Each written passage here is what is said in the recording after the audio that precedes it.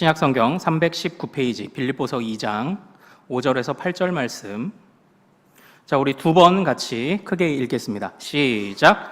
너희 안에 이 마음을 품으라. 곧 그리스도 예수의 마음이니 그는 근본 하나님의 본체시나 하나님과 동등됨을 취할 것으로 여기지 아니하시고 오히려 자기를 비워 종의 형체를 가지사 사람들과 같이 되셨고 사람의 모양으로 나타나사 자기를 낮추시고 죽기까지 복종하셨으니 곧 십자가에 죽으심이라. 아멘. 한 번 더요. 너희 안에 이 마음을 품으라. 곧 그리스도 예수의 마음이니 그는 근본 하나님의 본체시나 하나님과 동등됨을 취할 것으로 여기지 아니하시고 오히려 자기를 비워 종의 형체를 가지사 사람들과 같이 되셨고 사람의 모양으로 나타나사 자기를 낮추시고 죽기까지 복종하셨으니 곧 십자가에 죽으심이라. 아멘. 아멘. 오늘 우리가 함께 읽은 이 말씀을 통해서요, 합당한 회개, 모든 것을 비움이라는 제목으로 은혜를 같이 나누도록 하겠습니다. 사랑하는 여러분, 오늘이 무슨 절기라고 했죠? 맥주 감사주일입니다. 우리가 보리농사 짓는 것은 아닙니다. 그러나 첫 수확을 기뻐하고요, 또 뿐만 아니라 우리 상반기를 돌아보기에 적당한 절기인 것 같습니다. 우리가 보리농사를 짓지는 않았지만 오늘 새가족 수료식을 통해서 또 영혼의 열매를 얻게 된 것이 또 얼마나 감사한지요. 그리고 상반기 베푸셨던 하나님의 은혜를 여러분들이 잊지 않고 항상 기억하며 그 감사를 오늘 충만히 또 올려드리는 그런 절기, 그런 계기가 또 되기를 소망합니다.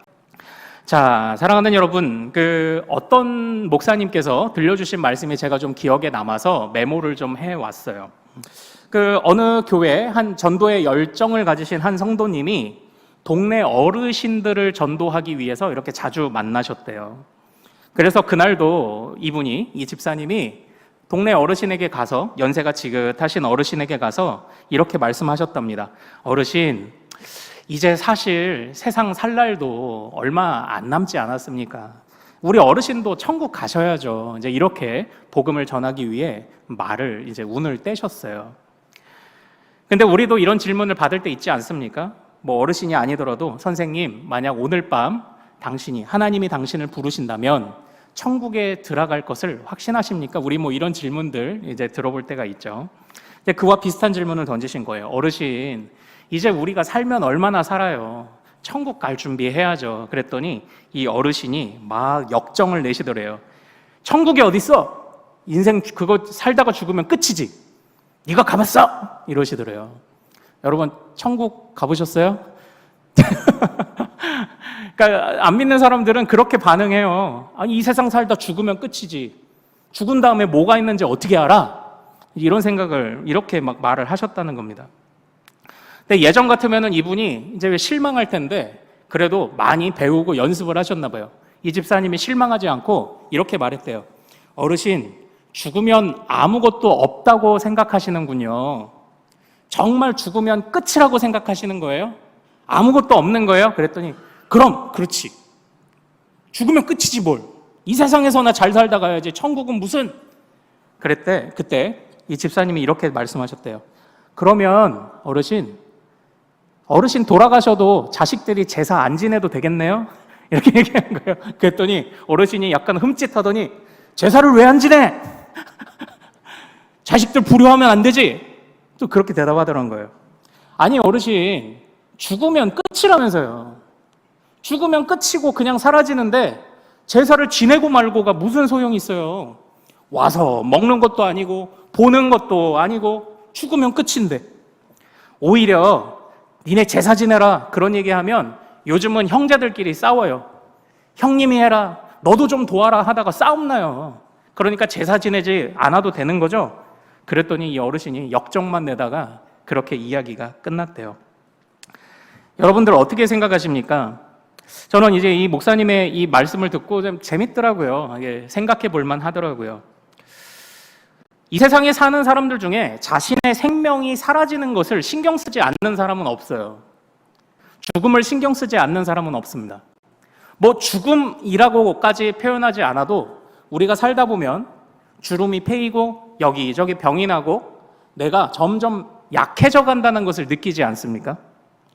그런데 약해져 가는 것을 아예 막을 수는 없겠지만 어떻게든 그것을 늦춰보려고 우리는 약도 먹고 수술도 하고 때로는 겉모습을 가꾸기도 하고 이제 그렇게 하는 것 아닙니까? 사실은 은근히 사람들의 속마음을 다 보면은요, 그냥 이 세상에 살다 죽으면 끝난다? 그런 사람은 없어요. 죽음에 관해서 생각하지 않는 사람은 없습니다. 자기 자녀가 앞에서 수술하면은요, 그 앞에서 하나님, 부처님, 공자님 다 찾거든요. 죽음이 염려가 되기 때문입니다. 자기 자신의 일도 마찬가지입니다. 물론 이 세상에서 화끈하게 살다가 죽는다고 입버릇처럼 말하는 사람도 모두 막상 그 상황이 되면 그런 담대함이 나오지 않더라고요. 사랑하는 여러분, 저는 이번 주에 아주 중요한 가르침 하나를 좀 공부하게 되었어요. 바로 1800년대 후반에 활동했던 네덜란드 화란의 개혁파 신학자 헤르만 바빙크 선생님이 남긴 말입니다. 우리 첫 번째 화면을 보고 같이 한번 읽어보죠. 같이 읽겠습니다. 자, 녹색 글씨 시작. 삼위일체 하나님만이 자신 안에 생명을 지니고 있다. 모든 피조물의 생명은 하나님으로부터 오고 하나님에 의존되어 있다. 아멘. 예, 또 아멘 나오죠. 좋은 말에는 이제 아멘. 예. 지난주에 리얼 푸드를 먹어야 한다 그랬더니 이제 아멘 됐잖아요. 예.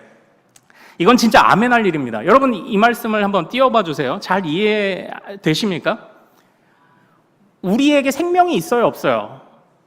있다고 우리가 말하지만 사실은 우리는 태어날 때 받은 생명을 점점 소진해 가는 겁니다. 그냥 점점 사라져가는 생명을 그냥 살아내는 것 뿐입니다. 그냥 일반적인 사람들의 모습이 그래요.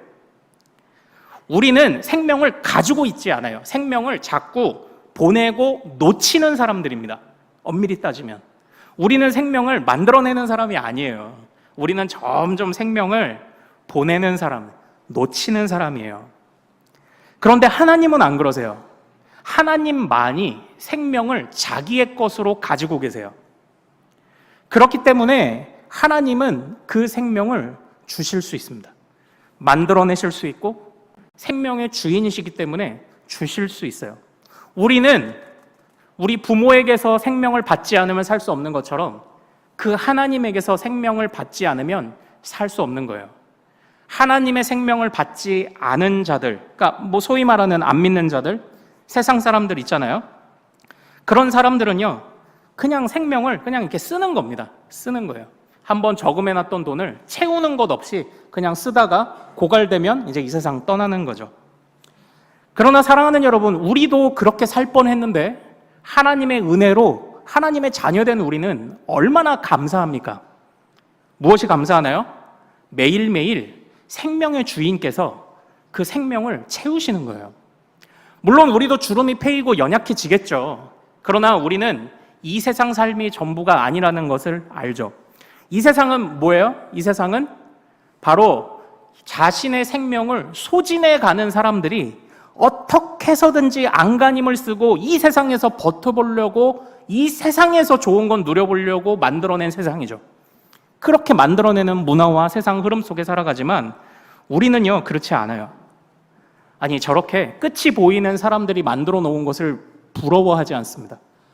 나는 매일매일 하나님이 생명을 주시는데? 여러분들, 우리가 영생을 착각을 하지 않았으면 좋겠어요. 영생은 그냥 길게 사는 게 아니에요. 그리고 영생을 그냥 옛다 하고 폭 마르지 않는 뭐 은행 잔고 1조, 2조를 그냥 주고 끝냈다고 생각해서는 안 됩니다. 우리의 영생은 하나님께서 매일매일 공급하시는 거예요. 우리가 천국 가면 더 이상 하나님과 상관없나요? 아니요. 천국에서도 하나님께 공급받아요. 우리가 마지막 때에 우리가 신령한 몸으로 부활하면 어떻게 되죠? 그때도 하나님께 공급받아요. 하나님께서 주시고 주시는 거예요. 그러므로 우리는 유한한 삶을 사는 사람들이 만들어 놓은 것들을 부러워하지 않습니다. 그래서 여러분들, 영생이 무엇이라고 말씀드렸죠? 같이 한번 따라해 볼까요? 영생은 질적으로 다른 삶이다. 여러분들이 이것을 꼭 기억하십시오. 영생은 그냥 길게 사는 삶이 아니에요. 하나님께 매일매일 생명의 공급을 받는 질적으로 다른 삶이다. 그래서 부러워하지 않아요. 그래서 염려하지 않아요. 주님이 항상 채우실 것을 기대하며 매일매일 본질적으로 다른 삶을 사는 것이다. 자, 이렇게 여러분들께 여러 번 말씀을 드렸습니다. 우리 헤르만 바빙크 선생님이 그 이야기를 하고 있는 겁니다. 생명의 주인이신 하나님만이 생명을 만들어내십니다. 그리고 그것을 주실 수 있습니다. 여러분들의 수명을 누구에게 줄 수 있나요? 절대 안 돼요. 안 돼요. 아유, 나도 내 거 깎아먹기 바쁘지. 누굴 줘요? 어떻게 줘요? 못 주죠. 그러나 하나님은 생명의 주인이시기 때문에 주님은 주실 수 있어요. 사랑하는 여러분, 오늘은 맥주 감사 주일이에요. 여러분들 상반기에 무엇이 감사하시던가요? 사실은 상반기에 어려웠던 일들이 사실 우리 마음이 그런 것들이 더 각인이 되는 것 같습니다. 그런 것들이 이상하게 더 기억에 잘 나요. 하나님께 은혜 받았던 일들은 흘려보내기 쉽고, 속상했던 일들은 이상하게 더 기억에 잘 나요. 뭐라고 했죠? 우리가 그걸 지난주에 이제 작은 관역이 계속 보다 보면 어떻게 보여요? 크게 보이는 것처럼 우리가 그런 것들을 너무 크게 봤나 봐요.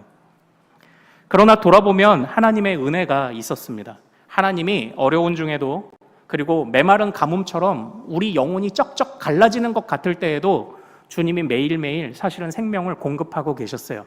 그래서 여기까지 온 줄로 믿습니다. 하나님의 은혜죠. 우리는 오늘 이 맥주감사주일에 그 하나님의 은혜를 고백해야 합니다. 이런 생명력은, 매일매일 채우시는 생명은 우리가 어떤 수단을 통해서 어떻게 공급받나요? 어떻게 해야 그 생명, 이론으로는 알아요. 주님이 생명을 주신데, 아멘. 그럼 어떻게 받아요? 그 생명력을 어떻게 받죠? 무엇으로 받습니까? 바로 우리가 먹는 것이 우리 건강의 현주소를 말해주듯이, 자, 여러분들 뭐 먹어야 돼요? 무슨 푸드를 먹어야 되죠? 리얼 푸드를 먹어라. 가공식품 먹으면 돼요, 안 돼요? 안 된다고 하기에는, 여기 보면 아들들, 자식들 중에 저 햄 만드는 공장 다니는 이런 아들들도 있을 수 있고, 그러니까 가끔 드시고요. 중요한 건 가공식품이 아니죠. 리얼 푸드를 먹어야 그게 내 건강이 되는 것처럼, 우리는 주님이 주시는 매일 공급하시는 생명력을 어떻게 얻어요? 하나님의 살아있는 말씀으로 얻는 줄로 믿습니다.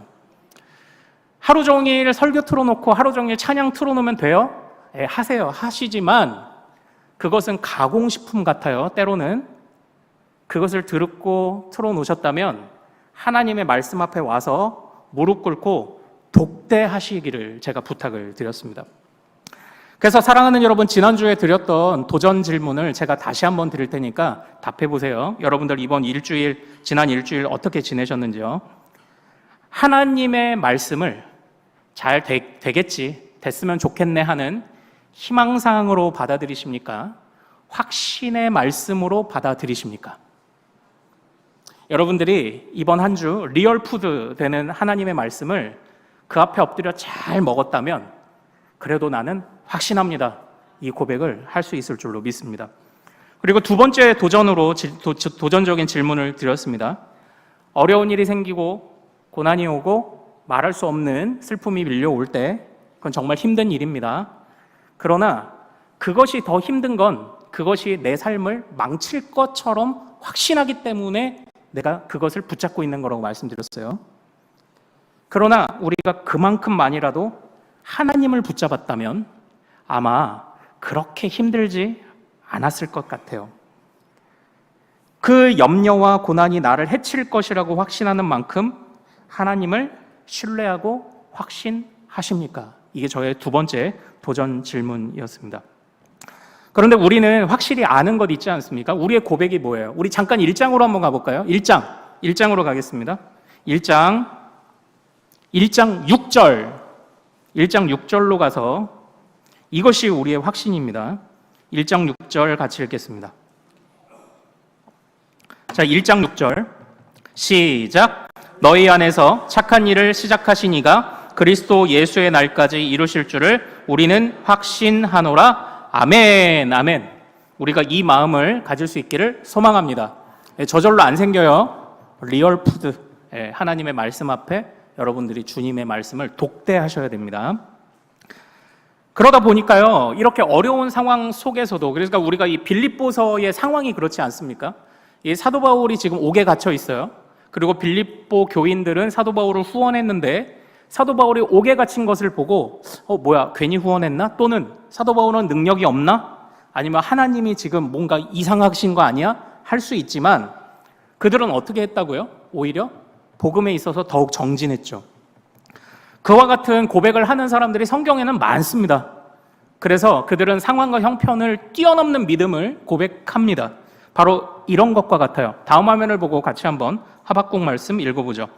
자, 매일 생명을 공급하시는 하나님을 향한 감사. 시작. 비록 무화과 나무가 무성하지 못하며 포도나무에 열매가 없으며 감람나무에 소출이 없으며 밭에 먹을 것이 없으며 우리의 양이 없으며 외양간에 소가 없을지라도 나는 여호와로 말미암아 즐거워하며 나의 구원의 하나님으로 말미암아 기뻐하리로다. 아멘. 아멘.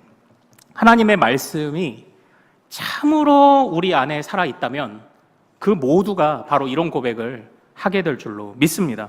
하나님이 그렇게 이끌어 가시는 거예요. 그러므로 우리는 그 안에 그 말씀을 사랑함이, 말씀 앞에 우리가 홀로 섬이 우리에게 있으면 그것으로 충분합니다. 사랑하는 여러분, 우리는 지금 이 흐름을, 어떤 흐름을 잡고 있죠? 말씀을 기억하는 것이 중요하다. 안 그러면 말씀을 기억하지 못하든지 오해하면 아는 것처럼 말했던 사람 누구예요? 대표적으로 베드로, 주는 그리스도시요 살아계신 하나님의 아들이십니다 라고 했는데 바로 이어서 주님 고난 못 받습니다 하다가 무슨 소리 들었죠? 사탄아 소리를 들었죠. 오해하면 그렇습니다. 잘못 이해하면 그래요. 그런 말씀들부터 시작해서 우리는 하나님께서 우리에게 주시는 말씀을 기억하고 생각하는 것이 중요하다고 계속 배워오고 있습니다. 그리고 성령님의 특별한 역사가 뭐예요? 성령님의 특별한 역사, 바로 생각나게 하시리라예요. 성령이 오시면 생각나게 하시리라. 너희에게 하셨던 말씀을 생각나게 하시리라. 그 약속을 확신하게 하시리라라고 그렇게 우리가 말씀을 배웠습니다. 그래서 우리가 하나님의 말씀을 기억하고 잘 이해하고 항상 그 말씀을 생각하면은요, 우리는 어떤 고백을 하게 됩니까? 2주 전에 우리가 어떤 고백을 하죠? 같이 한번 따라 볼까요? 나는 주님의 것입니다. 할렐루야. 네, 이 고백을 반드시 하게 돼요. 하셔야 합니다. 그리고 우리는 지난주에 또 무엇을 배웠죠? 우리는 우리 안에 무엇을 채우고자 하는 열망이 생겨나죠? 바로 그리스도 예수의 마음. 그 마음을 갈망하는 마음이 우리 안에 채워지게 되는 것입니다. 이제 이러한 흐름 속에서 오늘은 하나님의 말씀을 기억하고 생각하는 사람은요, 반드시 회개하게 되어 있어요. 회개로 오늘은 이 흐름을 이어가 보려고 합니다. 왜 회개하게 될까요? 회개라는 게 뭘까요? 무언가 정상적인 것에서 벗어났다는 뜻이에요. 하나님의 말씀을 묵상하면 내가 기준에서 벗어났다는 것을 깨닫기 시작해요. 내가 고장났다는 것을 깨닫기 시작합니다. 고장난 것을 가만히 둘 수는 없습니다. 그러다 보니 마땅히 하나님의 말씀을 기억하고 생각하는 사람은, 잘 이해하는 사람은 회개를 할 수밖에 없어요. 자, 오늘 본문 2장, 빌립보서 2장 말씀 6절부터 8절까지 우리 한번 같이 읽겠습니다. 자, 같이 읽습니다. 시작. 그는 근본 하나님의 본체시나 하나님과 동등됨을 취할 것으로 여기지 아니하시고 오히려 자기를 비워 종의 형체를 가지사 사람들과 같이 되셨고 사람의 모양으로 나타나사 자기를 낮추시고 죽기까지 복종하셨으니 곧 십자가의 죽으심이라. 아멘. 아멘. 우리 사도 바울 선생님은요, 이 빌립보 교회, 잘하고 있는 빌립보 교회에게 권면하죠. 더 잘해라. 권면하면서 그리스도 예수의 마음을 품으라고 합니다. 그리스도 예수의 마음을 품는 것은 한 마음이 되는 것이고 그래야 복음의 사역에 동참할 수 있어요. 그런데 그리스도 예수의 마음이 무엇인지를 6절부터 자세하게 한번 설명한 겁니다.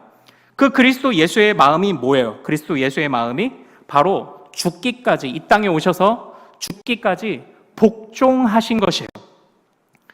그리스도 예수의 마음이라는 것은요, 성부 하나님의 뜻에 복종하기 위해 반드시 가져야 하는 것입니다. 자, 그런데 우리가 여기서 중요하게 봐야 하는 것이 있어요. 7절입니다. 7절을 다시 한번 읽어보죠. 7절 다시 한번 읽겠습니다. 자, 시작. 오히려 자기를 비워 종의 형체를 가지사 사람들과 같이 되셨고. 아멘. 아멘. 우리가 여기서 주목해 보고자 하는 단어는요, 바로 이 비워, 그리스도께서 자신을 비우셨다라고 하는 바로 이 단어입니다. 이 단어는 헬라어로 케노라는 단어인데요. 성경 안에서 그렇게 많이 쓰인 단어는 아닙니다. 하지만 의미는 분명하게 또 그리고 유사한 의미를 우리가 생각해 볼 수 있는 단어인데요. 비웠다, 이 비웠다라는 이 표현이 사실은 고린도 전서와 후서에서 몇 번 주요하게 사용된 단어예요. 그런데 고린도 전서 후서에서는 비우다라는 말로 쓴 것이 아니라 바로 이런 문맥에서 쓰였습니다. 내가 복음을 전할 때 나의 지혜로 했다면 그리스도의 십자가는 헛것이다. 이런 구절이 고린도전서 1장에 나왔어요. 그리고 또 너희가 하나님께 그 좋은 은사를 받았는데 그걸 가지고 덕을 세우지 못하면 그것 또한 헛것이다 라고 권면할 때 이런 말씀들을, 이 단어를 사도 바울 선생님이 사용했습니다. 사랑하는 여러분, 여기서 헛것이다, 헛되다, 헛것이다 라는 단어가 바로 이 비우다라는 단어예요. 여러분들, 헛것이다 라는 단어의 의미가 뭔가요? 조금 틀렸다는 건가요? 아니요, 완전히 틀렸다는 거예요. 하나님의 은혜를 모르면, 하나님이 주신 것을 제대로 모르고 함부로 사용하면 그건 조금 틀린 거야? 아니에요? 완전히 틀렸다는 겁니다. 여기서는 완전이라는 것, 완전히 없는 것을 말해요. 그리스도께서 자신을 비우셨다는 것은요, 내가 없어요. 자기를 완전히 버리신 거예요. 그리스도께서 자신을 비우셨다라는 것은 오직 성부의 뜻만이 지금 성자 예수님 안에 있었다는 것을 의미합니다. 조금, 물론 예수님께서는 성자 하나님이십니다. 하지만 성부의 뜻에 철저하게 순종하셨죠. 제가 사용하는 표현들을 잘 보세요. 철저함이라는 것, 완전함이라는 의미가 여기에 담겨 있어요. 물론 그리스도께서 자신을 비우신 것은 회개는 아닙니다. 그러나 아버지께 순종하신 것입니다. 완전하고 철저하게 순종하신 것입니다. 사랑하는 여러분, 회개는 우리가 왜 해야 되나요? 우리가 그리스도의 마음을 품고 그리스도의 본을 따라간다면 마땅히 성부의 인도하심에 철저하게 순종해야 되지만 그러지 못해서 필요한 게 회개예요. 내가 그러지 못한 것을 깨달았기 때문에 그래서 회개가 필요한 겁니다. 그런데 이 회개는 단순히 회개 기도하며 이거 잘못했고 저거 잘못했고, 우리 회개 기도의 패턴이 있죠. 하나님, 내가 이런 그 회개의 초보는 어린아이들 보면은 내가 오늘 엄마 아빠 말씀 안 들었어요. 내가 내 동생한테 소리 질렀어요. 이게 회개의 초보죠. 조금 성숙한 사람은 어떻게 기도합니까? 하나님, 내가 행동으로 지은 죄만이 아니라 어디로도 지은 죄? 마음으로도 지은 죄. 근데 여기서 또 한 단계 올라가면 어때요? 내가 알고 지은 죄, 모르고 지은 죄를 이렇게 회개를 보통 하지 않습니까? 그러나 그러한 기도들이 좋아요. 좋지만 오늘 이 예수님의 모범을 따라 그리스도의 예수의 마음을 품으라는 이 권면은 그것보다 더 깊은 회개를 우리에게 요구하는 것 같습니다. 그 깊은 회개는 무엇일까요? 우리는 무엇을 더 깊은 회개로 나아가야 합니까? 그러니까 사실 여러분들이 여기서 오해하시면 안 되는 것이, 이제 우리가 회개는 누가 합니까? 회개는 내가 하는 겁니다. 회개는 내가 하는 거예요. 그러나 내가 회개하는 것이, 내가 회개한다고 해서 죄인이 죄를 고백하는 것이 그 죄를 사라지게 만들고 그 죄를, 나의 죄성을 없이 하는 능력이 있다는 것을 의미하는 건 아니에요. 우리의 미련한 죄악된 본성은 주님이 고치십니다. 그런데 이 부분에 관해서 우리 헤르만 바빙크라는 이 신학자 헤르만 바빙크 선생님이 이런 표현을 썼습니다. 젖은 장작은 불에 타지 않습니다. 그러니까 여러분들 그 옛날에는 이렇게 벽난로 했을 거 아니에요? 젖은 장작은 불에 타지 않습니다. 그 장작을 햇볕에 내어다가 말려야 합니다. 잘 보세요. 아, 장작이 젖었구나. 깨달아요. 장작을 햇볕에 내다가 말려야 하는구나. 옮겨요. 햇볕 앞에 둬요. 거기까지는 사람이 할 수 있어요. 거기까지는 말씀 앞에 엎드리는 자들이 할 수 있습니다. 그것 굉장히 중요합니다. 그런데 이후에 헤르만 바빙크 선생님이 이렇게 말합니다. 그런데 그 장작을 정작 불로 태우는 것은, 정작 태우는 것은 불입니다. 이렇게. 장작을 말린다고 불에 타는 건 아니에요. 장작이 정작 타는 것은 불 때문이다. 이제 여기에서 우리가 하는 일과 하나님이 하시는 일을 좀 구분했어요. 말씀을 읽고 우리는 깨닫는 거예요. 깨닫고 내 영혼의 빛 대신 주님 앞에 가야지. 사실은 거기까지인 거예요. 그러면 그때부터 주님이 이 말씀을 신뢰하며 나아온 하나님의 자녀들을 주님이 불쌍히 여기사 이제 거룩하게 고치시고 빚어가기 시작을 하시는 겁니다. 그러니까 사실은 이 비워라는 것은요, 우리가 해야 하는 영역도 있지만 사실은 주님이 이것을 비워 주시는 거예요. 철저하게 비워 주시는 것입니다. 그래서 우리가 회개해야 합니다. 그리고 또한 우리가 회개할 때 잊지 말아야 하는 중요한 기도가 여기서 또 하나가 나오는 거예요. 그 기도가 뭘까요? 그러니까 회개하면 내가 지은 죄를 용서해 주소서, 내가 마음으로 지은 죄 용서해 주소서, 알고도 지은 죄, 모르고도 지은 죄 용서해 주소서, 이런 기도 하십시오. 그러나 거기까지만 하면 회개 기도는 부족한 기도가 돼요.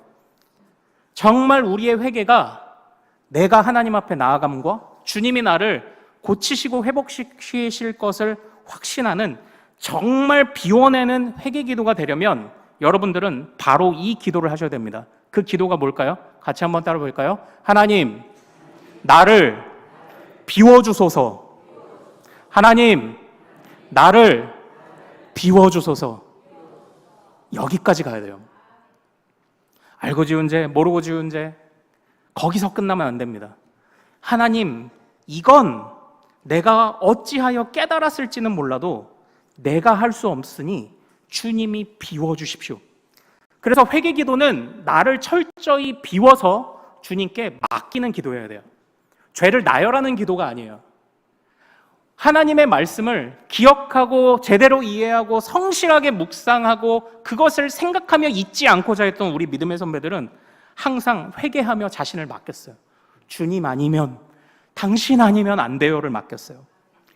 그러니까 이런 마음은 이 회개 기도가 또 어떻게 이어져 가는지 아십니까? 그러니까 우리의 보통 회개하면 이게 죄를 어떻게 이해하느냐에 관한 부분도 이제 여기서 이제 드러나는데요.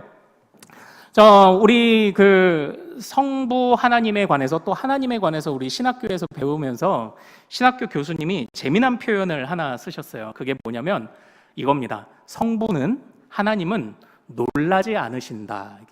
이게 무슨 말일까요? 놀라지 않으신다. 이게 무슨 말인지 이해가 되십니까?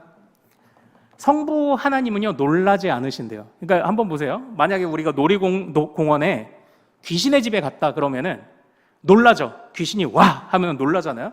그런데 또 한 번 들어가면 놀라요, 안 놀라요? 안 놀라요. 친구한테 알려줘요. 야, 여기서 귀신 나온다. 이렇게 알려줘요. 알기 때문입니다. 우리 이제 교수님이 성부는 놀라지 않으신다라고 표현한 것은 뭐냐면요, 모든 것이, 우리 말씀을 읽어요. 2장 13절.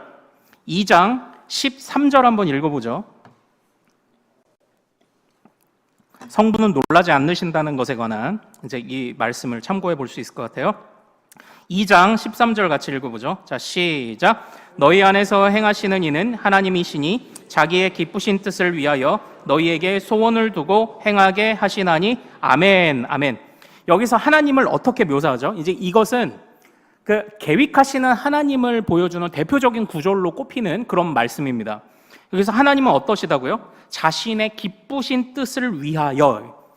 항상 주님은 자신의 기쁘신 뜻을 가지고 계신 거예요. 이게 계획하시는 겁니다. 그래서 그러니까 우리가 천국 가서 주님 만나잖아요. 주님 만나면 주님이 놀라지 않으세요? 놀라시면 이런 거예요. 네가 어떻게 여기로 왔어? 주님은 그런 거 없어요. 주님은 그런 거 없어요. 계획대로 왔구나. 이렇게 잘 왔다. 이렇게 계획대로 왔구나. 순종했구나. 이렇게 칭찬하시지. 야, 어떻게 네가 여기로 왔냐? 이러지 않아요. 그게 하나님이 계획하신다는 거예요.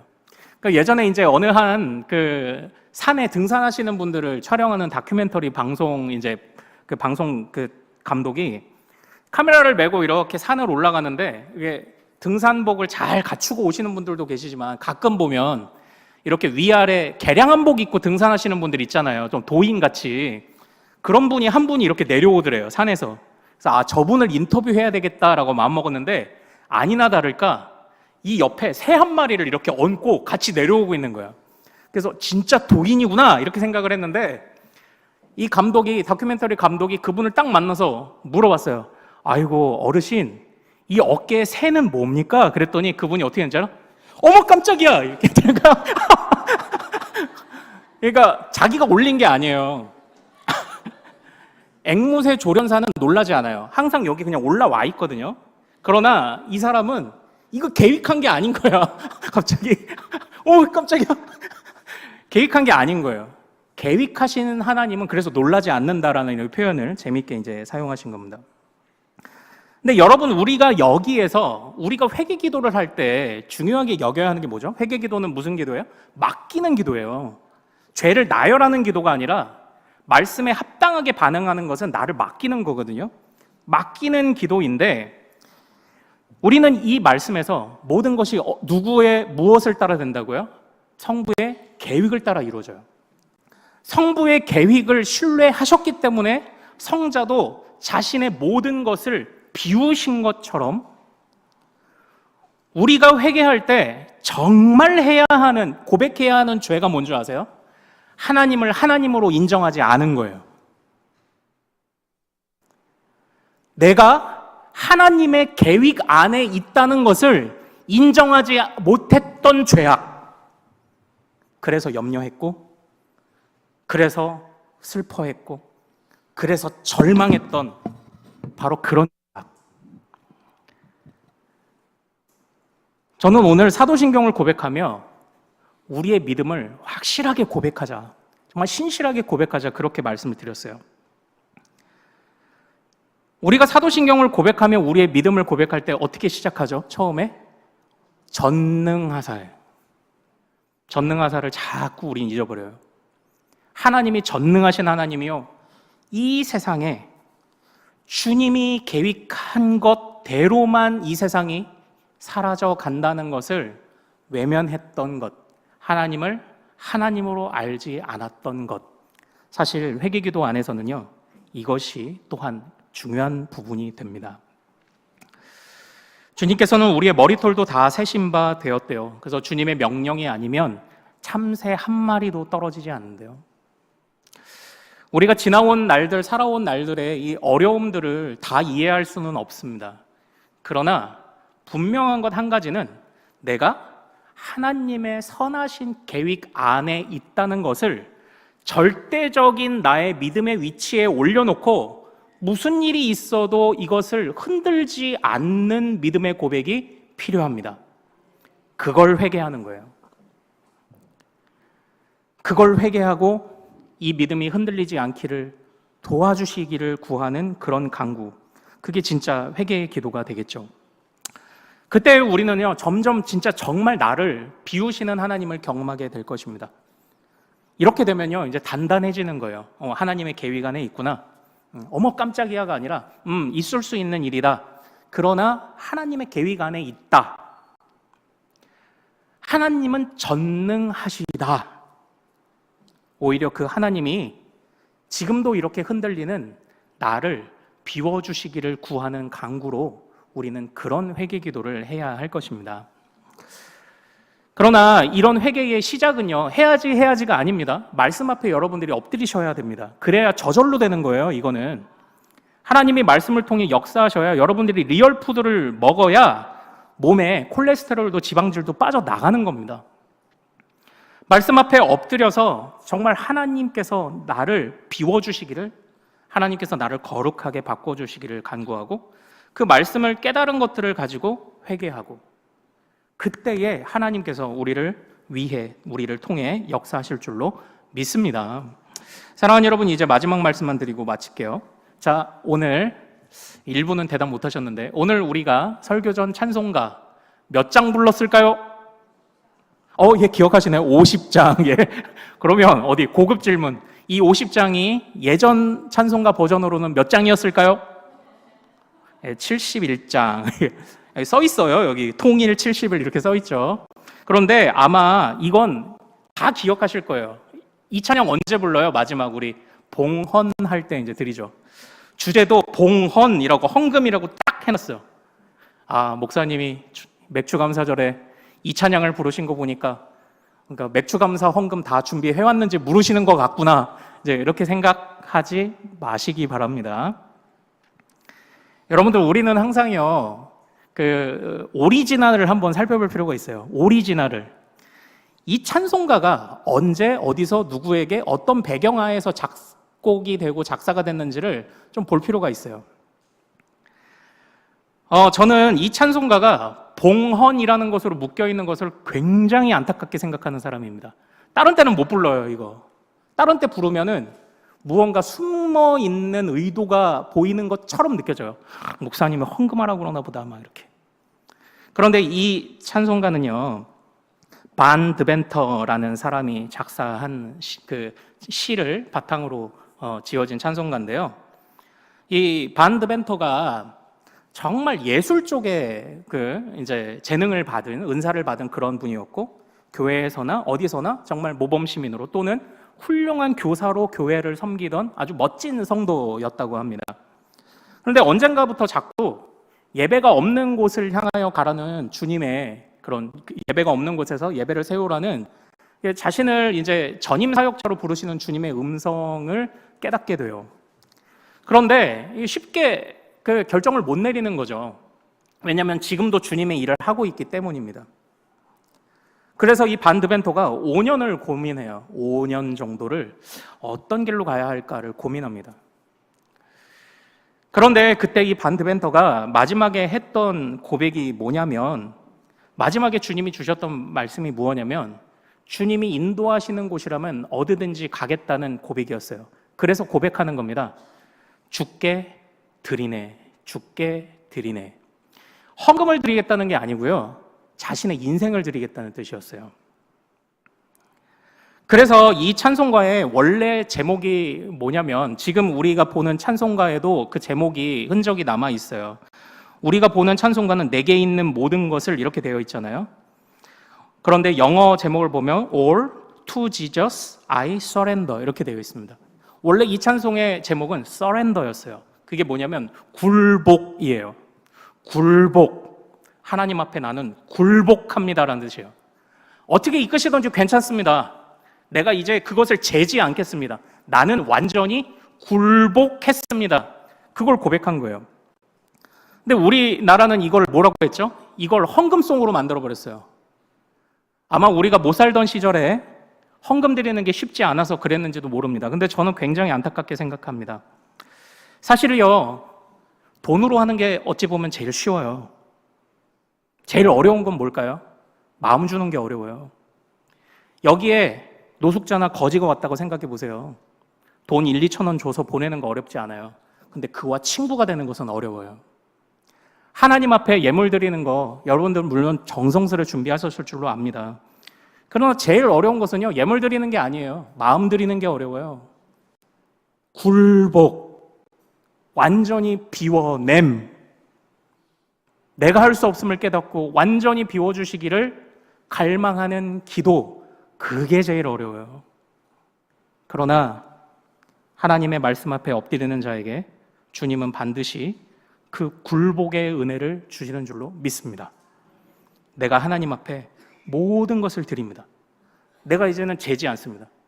그러니까 사랑하는 여러분, 상반기 어떠셨어요? 진짜 쩍쩍 갈라지는 가뭄처럼 마음이 영혼이 메말라질 때, 와, 진짜 이게 이렇게 안 되나? 계획대로 안 되나 하시는 때도 있었을 것이라고 생각을 합니다.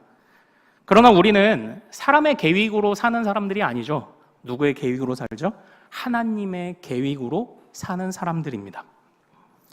하나님이 또 우리를 살게 하실 때 어떻게 사세요? 매일매일 생명을 주시죠. 언제까지 주세요? 영생하도록 주시죠. 매일매일 하나님이 주시는 그 은혜가 있습니다. 그래서 주님이 우리를 굴복하게 하십니다. 그리고 그때 하나님의 무한한 은혜와 평강을 누리게 됩니다.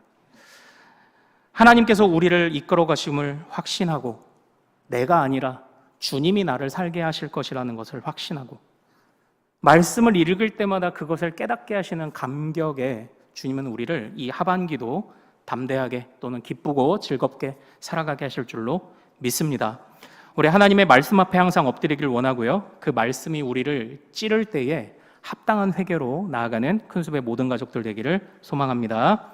자, 우리 같이 찬양하고 기도하길 원해요. 지난주와 동일합니다. 가사를 묵상하십시오. 보소서 주님, 나의 마음을 선한 것 하나 없습니다. 그러나 내 마음 주께 드립니다.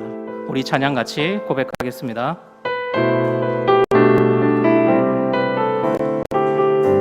보소서 주님, 보소서 주님, 나의 마음을 선한 것 하나 없습니다. 그러나 내 모든 것 주께 드립니다. 사랑으로 안으시고 날 새롭게 하소서. 한 번 더 고백해요. 보소서, 보소서 주님, 나의 마음을 선한 것 하나 없습니다. 그러나 내 모든 것 주께 드립니다. 사랑으로 안으시고 날 새롭게 하소서. 주님 마음 내게 주소서. 주님 마음 내게 주소서. 내 아버지 주님 마음 내게 주소서. 나를 향하신 주님의 뜻이 이루어지도록 주님 마음 내게 주소서. 주님 마음 내게 주소서. 주님 마음 내게 주소서. 내 아버지 주님 마음 내게 주소서. 나를 향하신 주님의 뜻이 이루어지도록 주님 마음 내게 주소서. 사랑하는 여러분, 우리 이 시간 같이 말씀을 생각하며 또한 기도하기를 원합니다. 주님, 그리스도 예수의 마음으로 내가 살기를 원합니다. 나를 완전히 비워주소서. 내 마음은 계획대로 조금만 안 되면 낙심하는 마음입니다. 고민하는 마음입니다. 넘어지는 마음입니다. 다투는 마음입니다. 죄만 만들어내는 마음입니다. 하나님, 그러나 내가 이 세상 것들에 부러워하지 않으며 주님의 마음으로 살기를, 주님의 마음으로 주님께서 채우실 것을 기대하며 살기를 원하옵나니 하나님 도와주옵소서. 우리 주여 이름 크게 한번 부르고 같이 기도합니다. 주여!